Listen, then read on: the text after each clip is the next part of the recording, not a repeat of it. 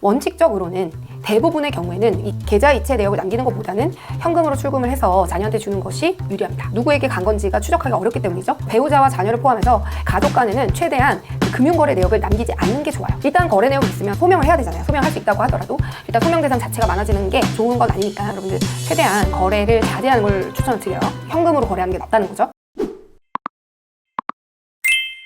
안녕하세요. 14년차 절세 전문 절세미녀 김혜원의 기사입니다. 우리가 살다 보면 이제 가족끼리 계좌이체를 해야 되는 상황이 종종 생기죠. 부모님께 용돈을 보내거나 아니면 부모님이 자녀의 주거비를 지원해 주거나 아니면 급하게 돈이 필요할 때 서로 이렇게 돕게 되는 경우가 많을 텐데요. 그런데 이 과정에서 세금 문제가 생길 수도 있다는 사실 알고 계셨나요? 특히 일정 금액 이상의 계좌이체는 증여세나 상속세 문제로 이어질 수 있고 심한 경우에는 또 세무조사까지 받을 수도 있거든요. 오늘 영상에서는 가족 간의 계좌이체를 할 때 세금 문제를 피하는 법, 안전한 방법, 그리고 세무조사 대상이 되는 케이스까지 꼼꼼하게 알려드릴 테니까요. 끝까지 함께 해주세요.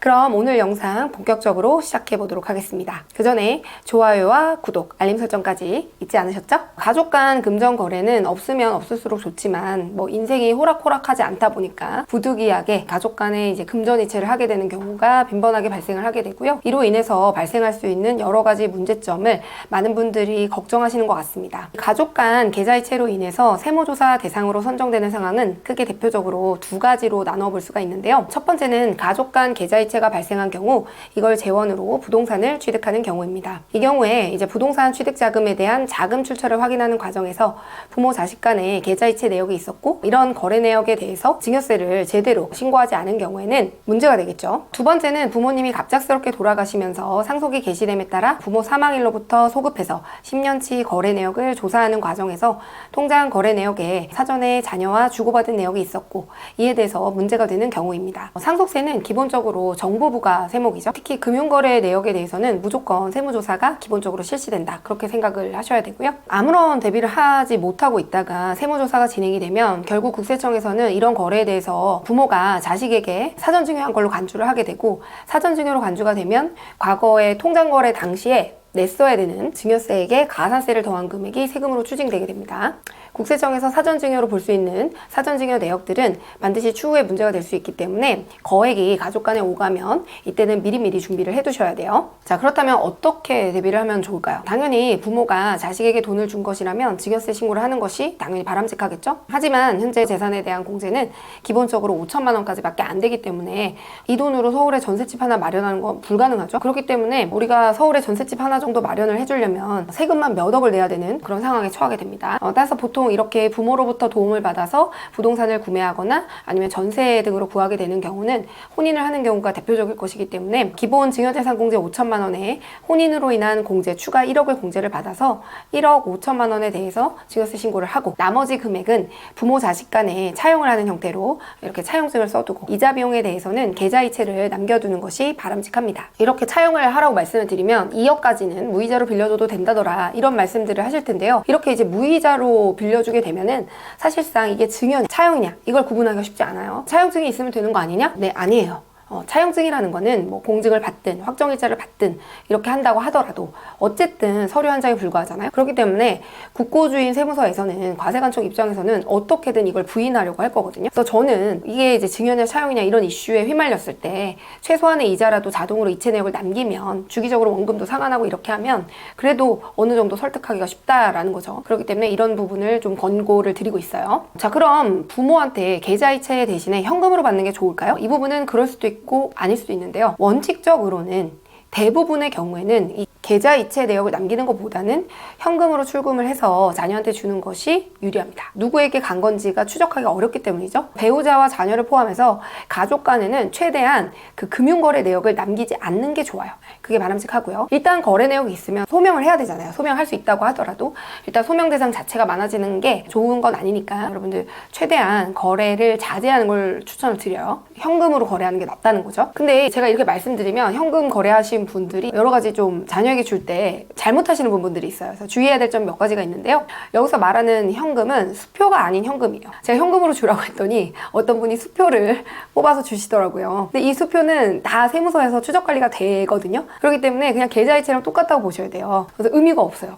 그리고 현금 출금을 해서 자녀한테 줄 때는 현금 출금을 하시면서 적요를 남기시면 안 된다는 거죠. 당연한 건데 제가 그 상속세 신고하다 보니까 현금 출금하시면서 굳이 둘째 아들 뭐 누구 이렇게 적요를 남기신 분이 계셨어요. 이건 그냥 안 하니만 못합니다. 그래서 적요 없이 현금 출금을 진행을 하셔야 되고요. 뭐 본인이 기억하려고 하셨던 건지 모르겠는데 어쨌든 그렇고, 또 두 번째는 거액의 현금을 출금할 때는 은행에서도 이걸 어디에 쓰시냐 이걸 반드시 확인하도록 되어 있거든요. 그리고 이걸 금융정보분석원이라고 하는 FIU에 보고하도록 되어 있기 때문에 웬만하면 돈을 나눠서 조금씩 기간을 두고 빼시는 것이 바람직하고, 이렇게 하는 게 좀 어렵다 그러면은 이제 몇 천씩 빼면서 생활비다, 뭐 비상금이다 이렇게 용도를 지적을 하시는 게 좋지 않을까, 그렇게 추천을 드립니다. 그리고 세 번째는 이렇게 출금한 현금을 자녀가 또 본인 통장에 넣는 것도 안 돼요. 이건 현금 출금한 게 그냥 의미가 없죠. 완벽 범죄를 꿈꾸신다면 현금 출금을 해서 그걸 그냥 현금으로 갖고 있다가 현금으로 써야 돼요. 근데 이걸로 또 뭐 현금 영수증을 하고 뭐 세금 계산서 발행 받고 막 이런다고요. 현금으로 그냥 두면 뭐 원화 가치가 하락하니 어쩌니 저쩌니 하시는 분들이 계시는데, 그럼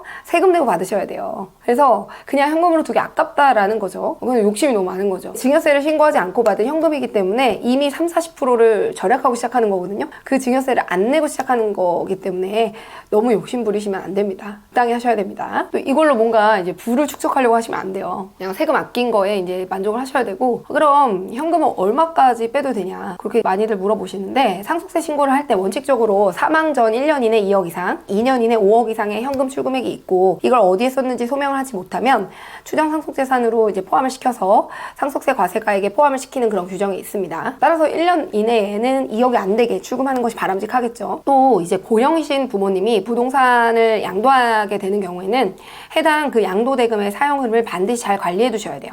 사망하기 전 2년 이내에 재산 처분 내역 등이 있는 경우에는 이걸 어떻게 썼는지 소명하지 못하면 이것도 이제 추정 상속재산에 포함시켜서 상속세를 과세해 버리거든요. 하지만 제가 실무상 이 상속세 세무조사를 경험한 바에 의하면 2년 이내 처분권만 문제를 삼는 건 아닙니다. 그러니까 사망하기 전에 2년 이전의 거래라고 하더라도 부동산 양도대금이 어떻게 흘러갔는지를 물어보거든요. 문제가 될 수 있기 때문에 고령이신 부모님이 부동산을 처분하면 그 직후에 그 자금으로 자식과 거래 내역이 있으면 안 돼요. 그래서 고령이신 부모님이 부동산 처분하고 나서 그 자금으로 자식과 거래 내역이 있을 경우에는 반드시 어떤 용도로 거래를 하는 것인지 정확하게 기록을 해두고, 뭐 차용이라고 하면 앞서 말씀드린 대로 이자도 주고 원금도 주고 차용증도 쓰고 이렇게 철저한 대비를 해두셔야 됩니다. 만약에 큰 금액이 아니라 생활비를 계좌이체한 경우를 살펴볼게요. 생활비 계좌이체는 부모가 자식에게 생활비를 주는 경우가 있고, 또 자식이 부모님한테 생활비를 드리는 경우 두 가지로 나눠볼 수가 있는데요. 특히 문제가 되는 게 바로 전자죠. 부모가 자식에게 생활비 성격의 금액을 빈번하게 송금을 하는 그런 경우인데요.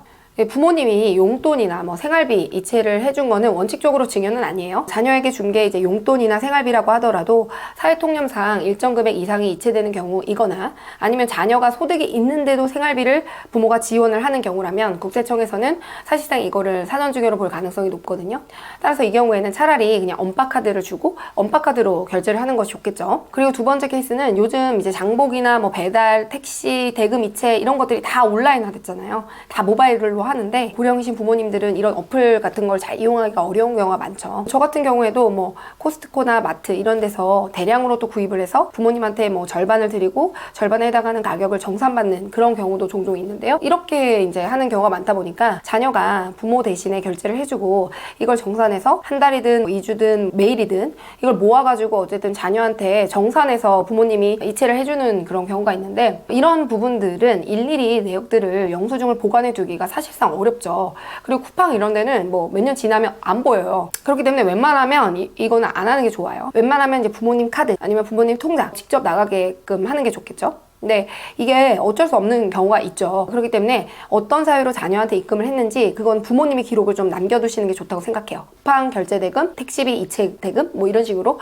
꼭 기록을 자녀한테 보낼 때 남겨두셔야 되고요. 예를 들어서 제가 이제 상속세 조사를 할 때 가장 빈번한 케이스가 쿠팡 같은 그런 생활비 이체나 배달 같은 식대 결제, 또 같이 여행 간 비용, 제사 비용, 뭐 카카오 택시 이런 것들 결제 비용이거든요. 생활비 성격의 지출로 자녀에게 송금한 내역이 있게 되면 이걸 잘 안 적어놓으면 불필요하게 사전증여로 오인될 수 있기 때문에 기록을 평소에 잘 남겨두시는 거를 추천을 드립니다. 가족 간 계좌이체는 흔한 일이긴 하지만 이제 무심코 하다 보면 예상치 못한 세금 폭탄을 맞을 수 있습니다. 오늘 알려드린 방법을 잘 활용하셔서 세금 문제 없이 현명하게 자산을 관리하시길 바라고요.